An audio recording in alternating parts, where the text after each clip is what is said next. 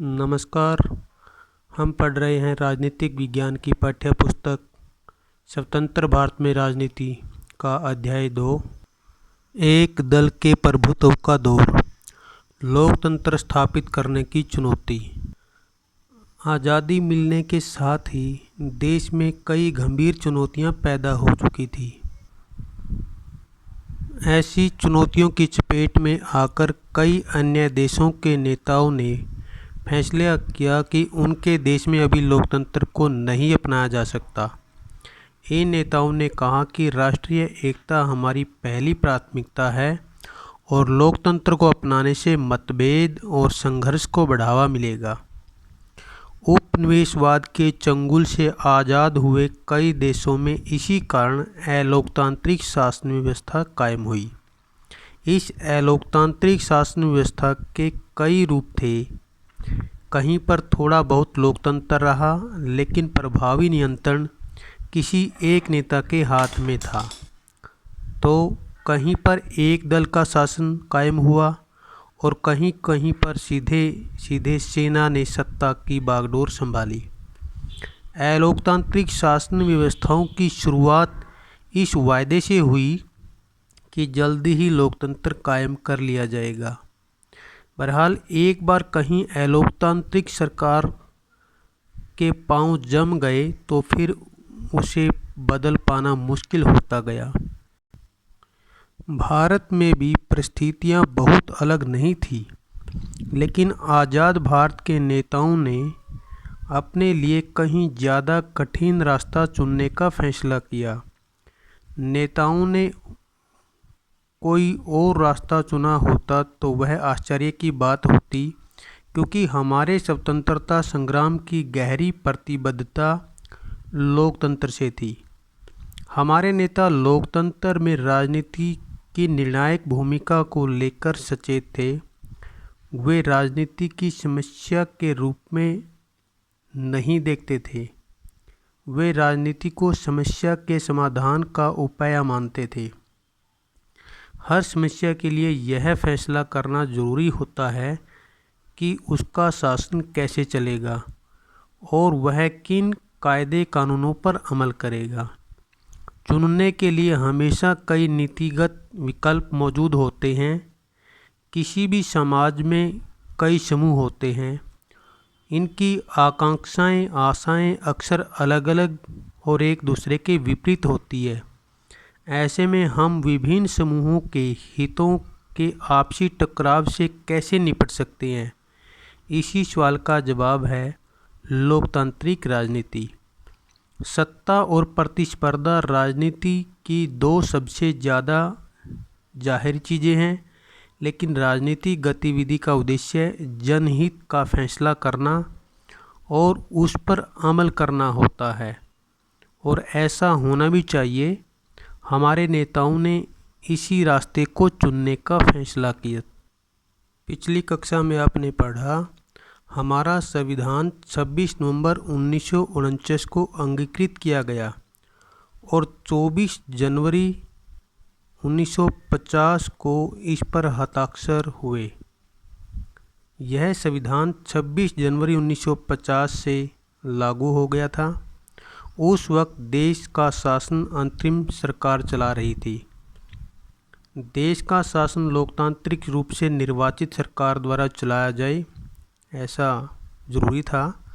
संविधान के नियम तय कर दिए गए थे और अब इन्हीं नियमों पर अमल करने की ज़रूरत थी।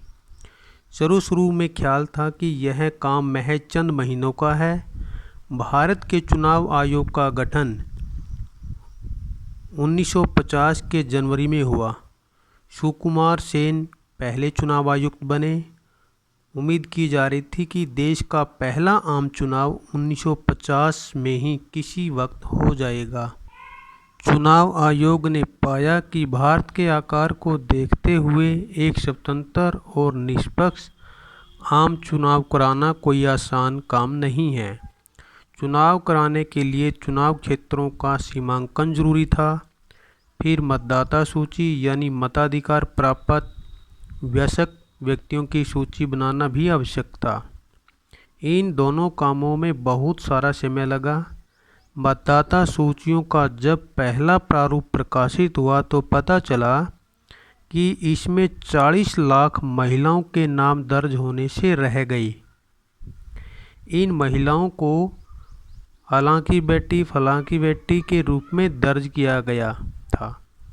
चुनाव आयोग ने ऐसी प्रविष्टियों को मानने से इनकार कर दिया। आयोग ने फैसला किया कि संभव हो तो इसका पुनरावलोकन किया जाए और ज़रूरी लगे तो ऐसी प्रविष्टियों को हटाया जाए।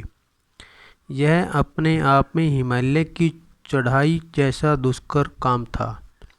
इतने बड़े पैमाने का ऐसा काम दुनिया में अब तक नहीं हुआ था। उस वक्त देश में 17 करोड़ मतदाता थे।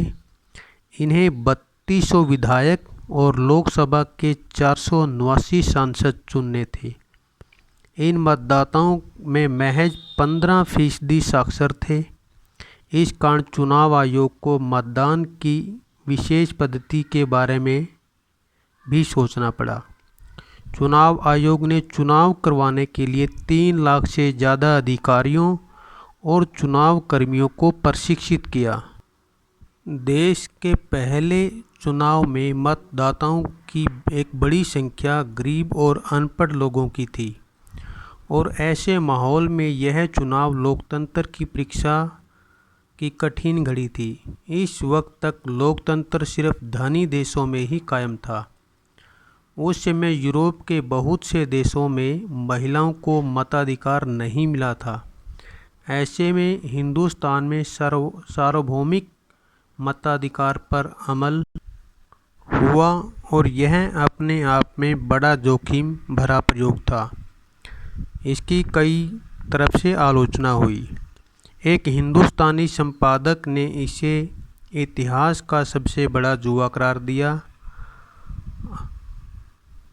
ऑर्गेनाइजर नाम की पत्रिका ने लिखा कि जवाहरलाल नेहरू अपने जीवित रहते ही यह देख लेंगे और पछताएंगे कि भारत में सार्वभौम मताधिकार असफल रहा। इंडियन सिविल सर्विस के एक अंग्रेज नुमाइंदे का दावा था कि आने वाला वक्त और अब से कहीं ज़्यादा जानकार दौरे बड़े विस्मय से लाखों अनपढ़ लोगों के मतदान की यह बेहूदगी नौटंकी देखेगा। चुनावों को 2 बार स्थगित करना पड़ा और आखिरकार 1951 के अक्टूबर से 1952 के फरवरी तक चुनाव हुए। इस चुनाव को अमूमन 1952 का चुनाव ही कहा जाता है क्योंकि देश के अधिकांश हिस्सों में मतदान 1952 में ही हुए। चुनाव अभियान, मतदान और मतगणना में कुल 6 महीने लगे। चुनावों में उम्मीदवारों के बीच मुकाबला भी हुआ। औसतन हर सीट के लिए 4 उम्मीदवार चुनाव के मैदान में थे। लोगों ने इस चुनाव में बढ़-चढ़ के हिस्सेदारी की। कुल मतदाताओं में आधे से अधिक ने मतदान के दिन अपना वोट डाला। चुनावों के परिणाम घोषित हुए तो हारने वाले उम्मीदवारों ने भी इन परिणामों को निष्पक्ष बताया।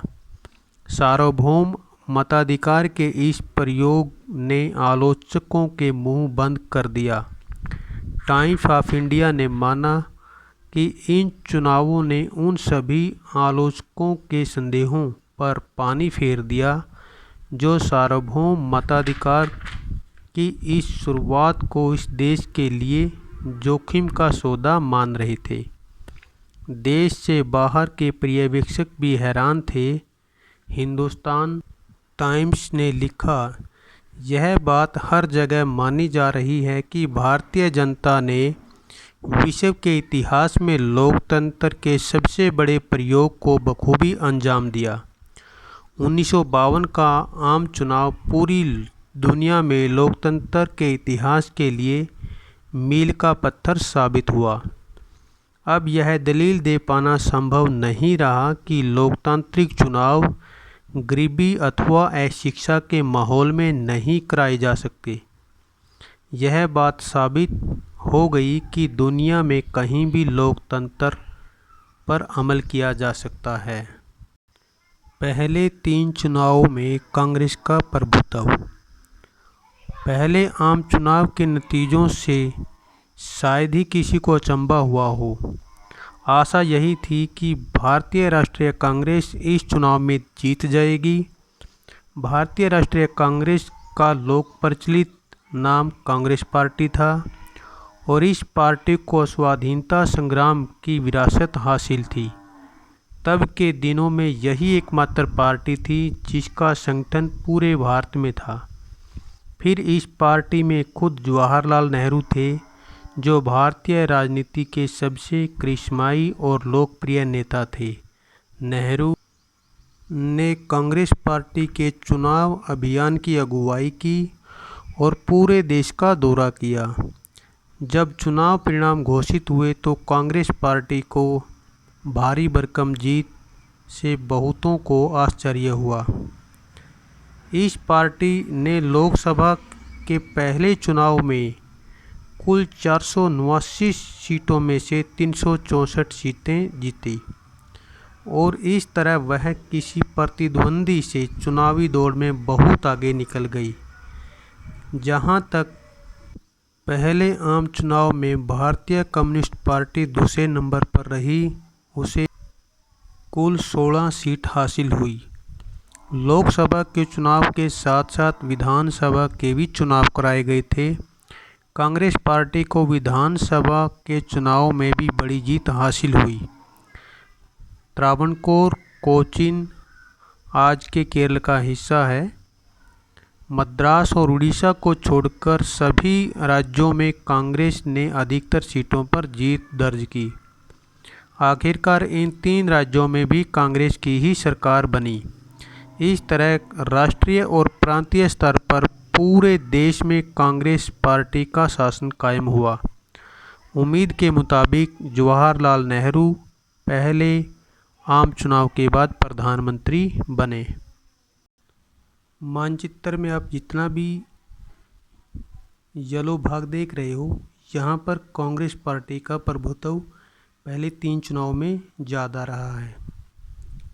दूसरे चुनाव में केवल केरला में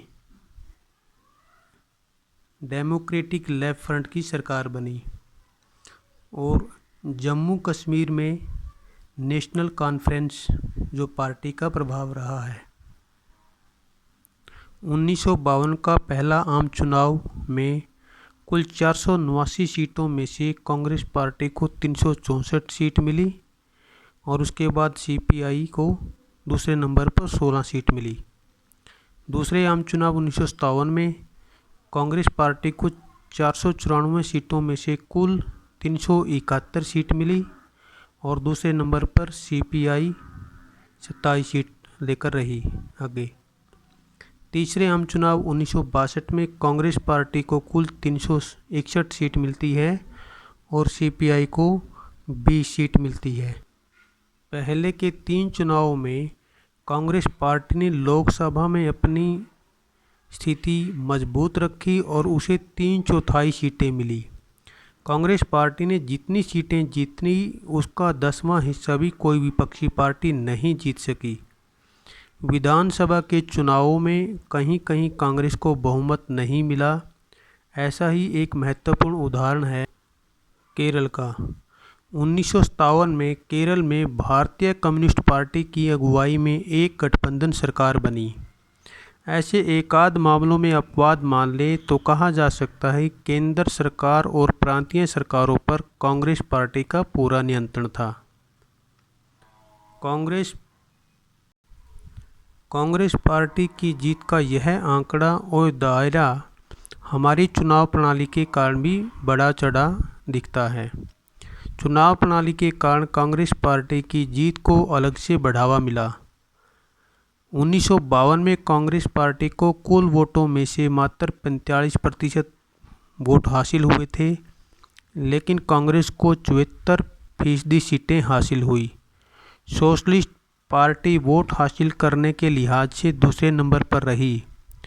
उसे 1952 के चुनाव में पूरे देश में कुल 10% वोट मिले थे, लेकिन यह पार्टी 3% सीटें ही जीत पाई।